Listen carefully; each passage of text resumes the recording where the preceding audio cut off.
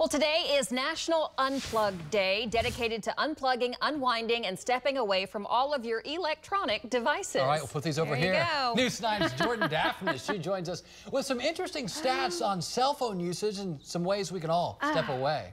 Man, yeah, have you stepped away from your phone today? I know I have not quite yet, but maybe later this afternoon. Through my research this morning, though, I learned that 42% of kids use their phones for more than 30 hours a week. And 55% of adults admitted to using their phones for personal messaging during work hours. So everyone is doing it. They're using those phones.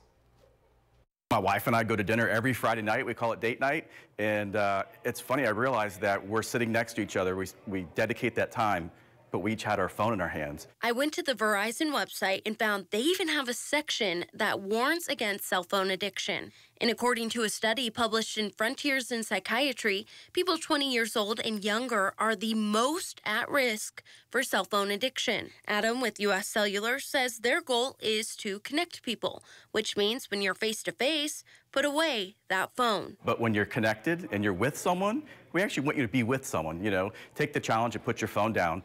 TikTok this week announced they're going to limit daily screen time for teens under the age of 18. In the coming weeks, the limit will be 60 minutes a day. As much as people need their phone, people are addicted to their phones. You know?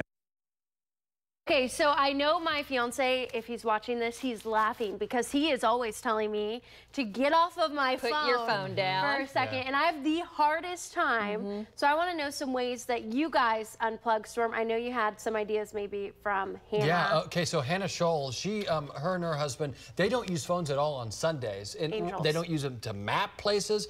They just do things around the house. And they'll show up at my house, just knock on the door with like a loaf of banana bread. They're like, hey, you want to hang out? And they can't tell them they're coming because they're not using their cell phone. That is so cute. I love it. I love that setup. I try to use the do not disturb feature as much as possible. You get a little afraid because if there's an emergency, what if someone can't get a hold of you? But we're not ever actually missing anything. It's the fear of missing something that we're always looking, you know? What if I miss something? Well, what if you live your life too? It's hard. Oh, that's so good. Yeah, I know. I get FOMO, so I got to work on it. What do you do? Oh, I'm addicted. You're I'm trying to work on it. You're looking for treatment. Yeah, I'm like, actually, tell me your advice. I like turning them upside down on restaurant tables too. You're not even tempted to look Put at it them. in the center. That's right. Okay. Good stuff. Hey, Thanks, great guys. message. Thanks, Jordan. Right. Appreciate it.